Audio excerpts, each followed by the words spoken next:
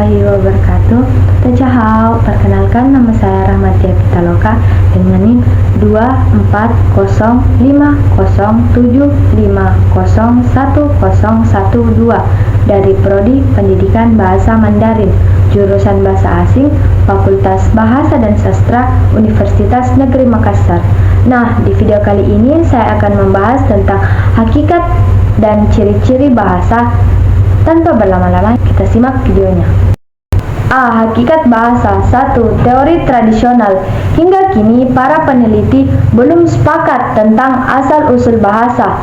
Diskusi tentang ini telah ada sejak lama. Pada tahun 1866, masyarakat linguistik Prancis melarang diskusi ini karena menurut mereka diskusi ini tidak bermanfaat, dianggap spekulatif dan sulit dibuktikan secara ilmiah. Penelitian antropologi menunjukkan bahwa banyak kebudayaan primitif percaya bahwa Tuhan berperan dalam awal sejarah bahasa. Teori Divine Origin menjelaskan bahwa Tuhan mengajarkan Nabi Adam nama-nama yang ada. Ada juga teori bahwa manusia didampingi bahasa sebagai anugerah ilahi dan berkomunikasi dengan Tuhan dalam bahasa Yahudi. Teori ini bertentangan dengan pandangan Andres Kemke yang menyatakan bahwa bahasa di surga adalah bahasa Swedia. Ada pula cerita dari Mesir yang diceritakan oleh Raja Mesir, Psamtikkus, pernah mengadakan eksperimen. Dia mengambil 2 bayi dan membiarkan mereka tumbuh tanpa diajari bicara. Setelah 2 tahun, bayi itu mengucapkan kata bukos yang berarti roti dalam bahasa Frigia. Karena itu, raja menganggap bahasa pertama manusia adalah bahasa Frigia. Nah, beberapa teori tentang asal-usul bahasa. Yang pertama yaitu teori ding-dong teori. Bahasa muncul secara alami karena manusia merespons suara-suara di sekitarnya. Yang kedua yaitu teori Yo-Ho teori. Bahasa ini muncul saat manusia melakukan kerjasama, seperti saat mengangkat benda berat bersama-sama. Mereka mengeluarkan suara yang akhirnya menjadi kata. Teori ketiga, bow-wow. Bahasa berasal dari tiruan suara alami seperti gemuruh ombak atau suara burung. Keempat yaitu gestur teori. Awalnya manusia berkomunikasi lewat gerakan tubuh, baru kemudian berkembang menjadi bahasa lisan. Kedua yaitu pendekatan modern. Teori modern tidak lagi mengaitkan pencipta bahasa dengan Tuhan. Para ahli antropologi melihat hubungan perkembangan manusia dan bahasa, di mana keduanya berkembang secara bersamaan. Proses evaluasi manusia berpengaruh pada kemampuan berbahasa. Otto Jesper menunjukkan kesamaan perkembangan antara bahasa bayi dan bahasa manusia pertama, di mana bahasa manusia pertama mirip suara tanpa arti. Diskusi tentang asal-usul bahasa masih berlangsung dengan pandangan yang beragam. Ketiga, konsep bahasa. Bahasa sangat penting dalam kehidupan sehari-hari.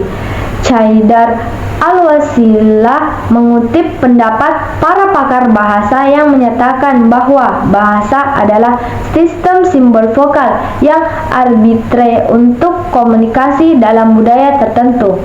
Vino Kierno mendefinisikan bahasa sebagai sistem simbol vokal untuk interaksi, sedangkan P dan AMP Gaynor menjelaskan bahasa sebagai sistem komunikasi menggunakan simbol-simbol vokal.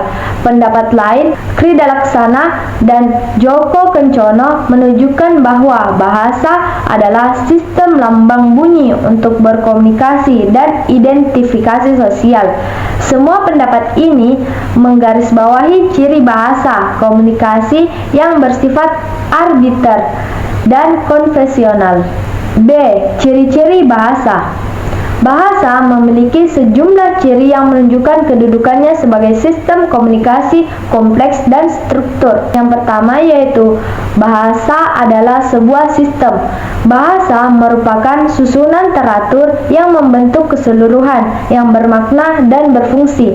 Sistem ini terdiri dari komponen yang saling berkaitan. Misalnya, proses bahasa harus mengikuti pola tertentu agar dapat dipahami. Yang kedua, bahasa sebagai lambang. Setiap kata bahasa merupakan lambang bunyi yang merujuk pada makna. Contoh, ungkapan mobil saya mogok mewakili konsep tertentu tanpa perlu menjelaskan lebih banyak. Yang ketiga, bahasa adalah bunyi. Bunyi dalam bahasa dihasilkan oleh ucap manusia, hanya bunyi yang sesuai dengan sistem bahasa yang diperhitungkan, bukan bunyi acak seperti bensin atau batuk. Yang keempat, bahasa itu bersifat arbitrer. Tidak ada hubungan logis antara bunyi kata dan makna diwakilinya. Misalnya, kata kursi dipilih secara acak untuk menyebut perabotan untuk diduduki. Yang kelima, bahasa bermakna. Semua satuan bahasa seperti morfem dan kalimat memiliki makna. Ucapan tidak bermakna tidak dianggap sebagai bentuk bahasa. Yang keenam, bahasa itu konvensional.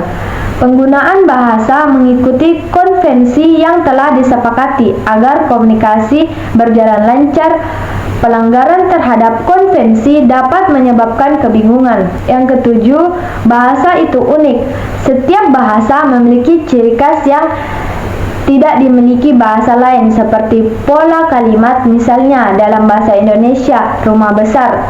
Kata sifat menerangkan kata benda, tetapi dalam bahasa Inggris menjadi big house. Kata benda diterangkan setelah kata sifat.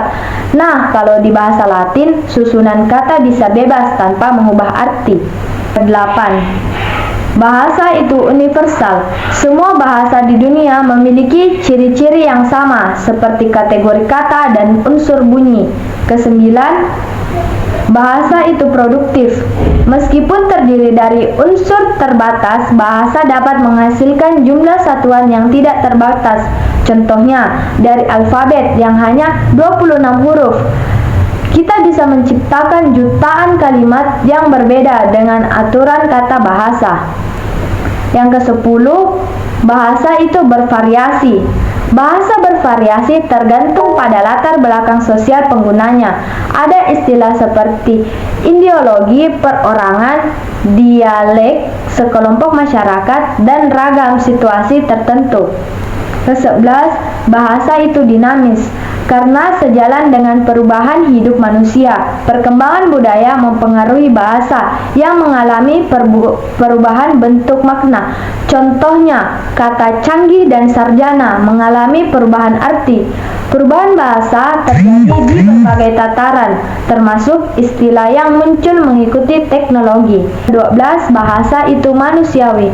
Bahasa itu manusiawi karena manusia yang dapat mengembangkan dan menyampaikan ide-ide baru. Binatang memiliki komunikasi yang tetap dan terbatas hanya untuk kebutuhan hidup dan tidak dapat menyampaikan ide-ide baru. Nah, itulah tadi materi yang bisa saya sampaikan.